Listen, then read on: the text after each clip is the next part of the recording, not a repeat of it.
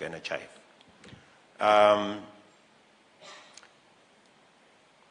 In your opinion, what are your thoughts around the reform of NHIF? We've had proposals of breaking it up into maybe 2 or 3. A regulator separately, an administrator, and somebody to collect the resources into a.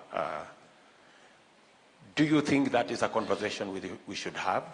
And do you think it may give us a chance to get to where we want to go? And where is the place of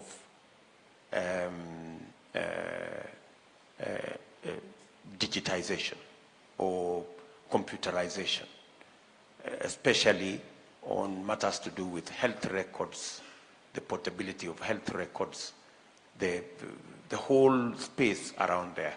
What in your opinion, what's the way to the future? What are your thoughts?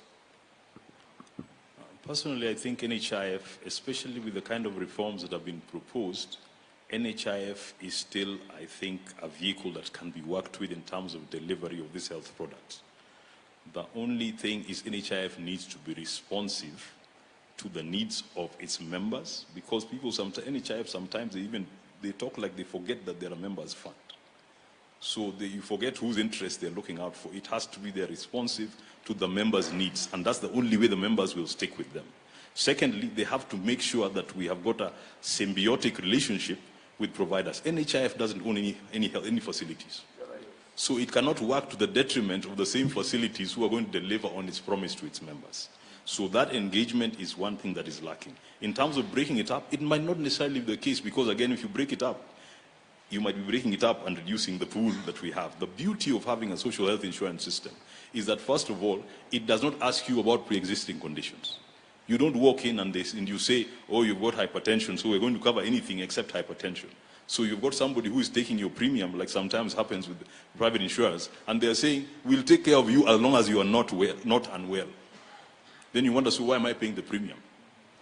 It doesn't discriminate. That's the beauty of social health insurance. And then you've got the issue of being able to have those people who contribute, who are healthy, contribute to those who are unwell, those who are young, contribute to those who are old, and so on. So that's the social health principle. So NHIF is still a very good vehicle, but it has to be managed properly.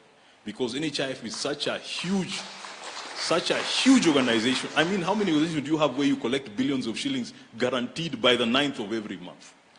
And yet sometimes you find the structures you have within NHIF and the level of engagement, you wonder whether we're getting the quality of people who should be managing those kind of resources. And that's what we need to be able to do in terms of changing it and how you run it.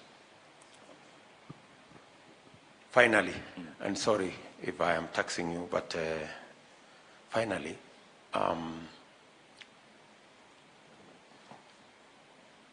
part of the challenge we have, as I said earlier, is commodities and the challenge with KEMSA, right?